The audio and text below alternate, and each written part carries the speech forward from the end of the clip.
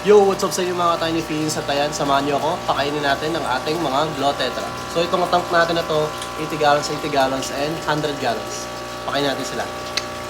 So ito ang ating papakain sa kanila, mga floating pellets. Ayan. Okay.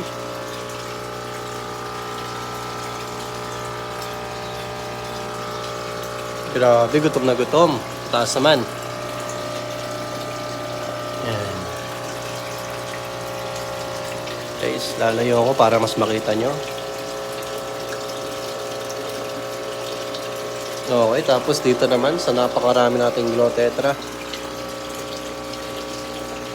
Alright. So yung iba dyan guys, nag-a-adjust pa. Kasi nga bagong dating lang din.